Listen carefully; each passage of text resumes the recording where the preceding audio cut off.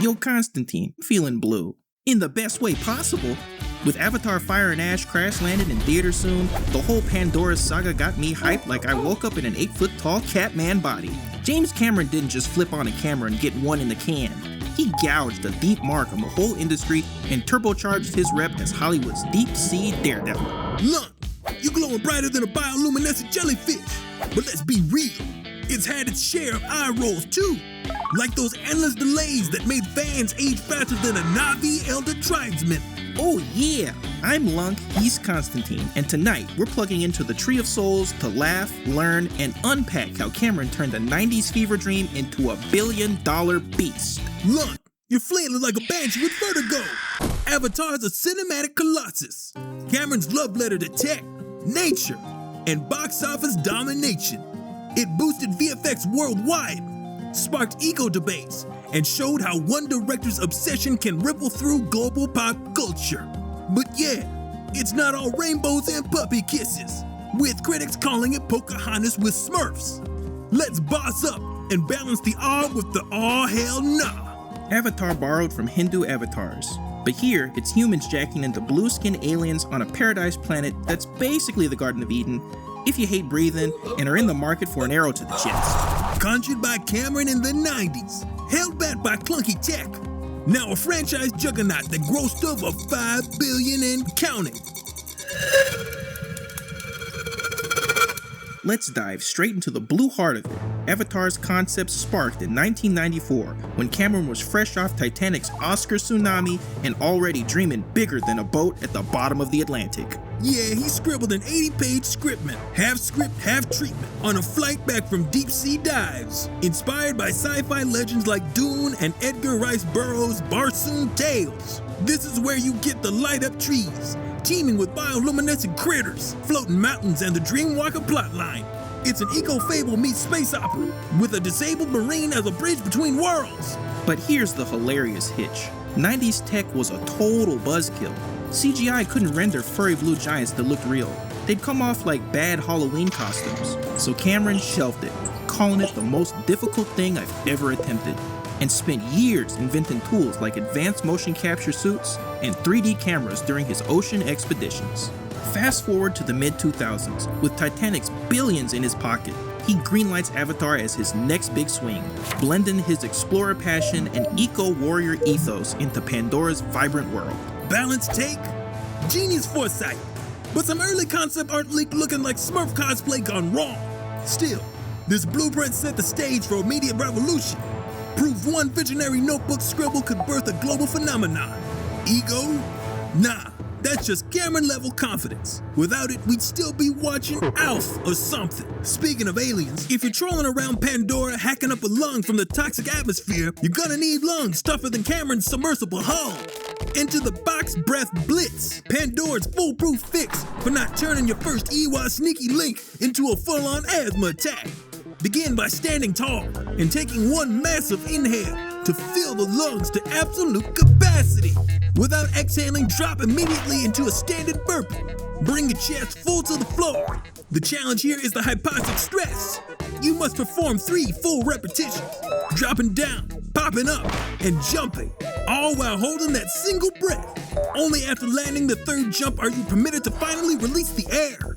This forces the body to operate under high stress with limited oxygen, giving you precious time to seal up that mask.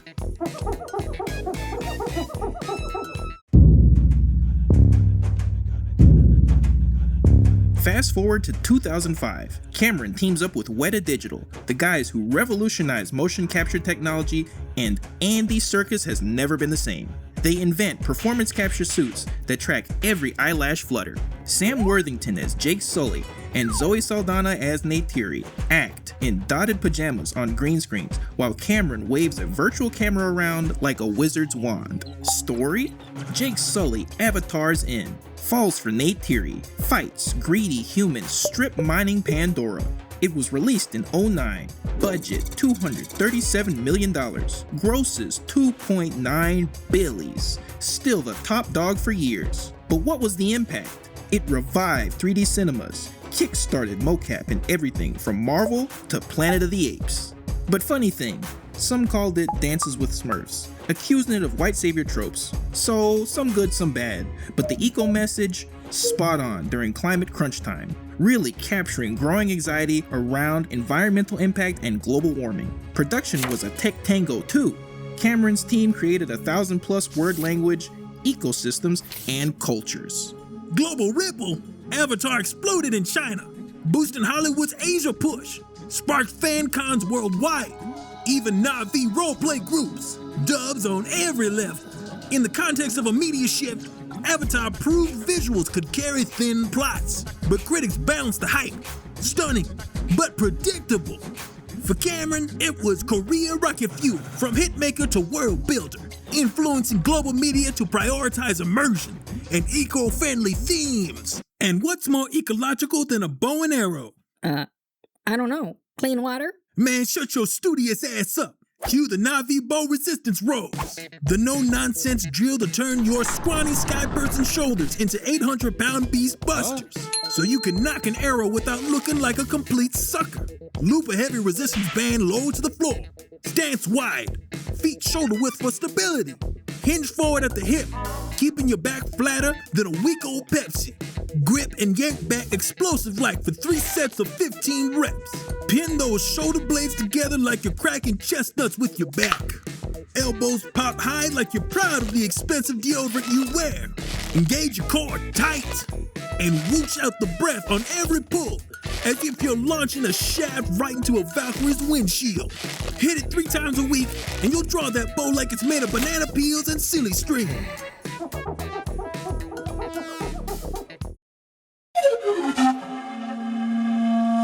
'09 Triumph? Cameron teases sequels immediately, and he really let it all hang out. 4 more Avatar.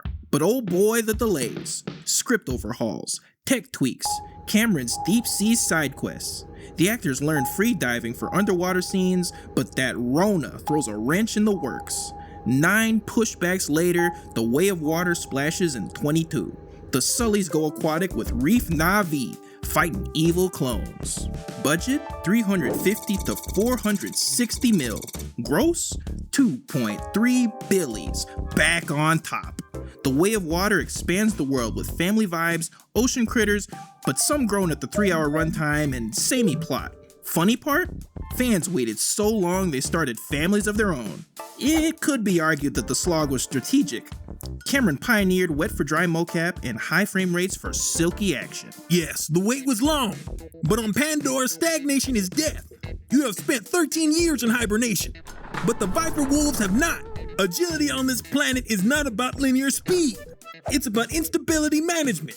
Begin by bouncing on your left leg, crouching slightly to load the quadriceps like a coiled spring. Then explode laterally to the right as far as possible. But the crucial element is the landing.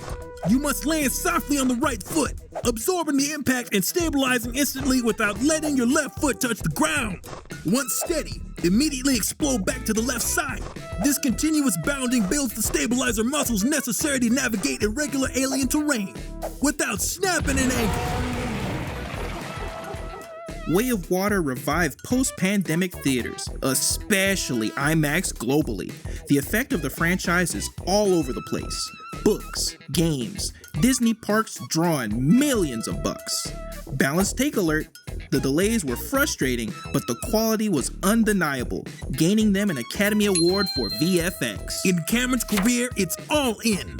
He ditched other gigs to craft this eco-epic, showing global media how patience builds empires. Patience? I waited 13 years. Felt like hibernating with a double hit of Ambien.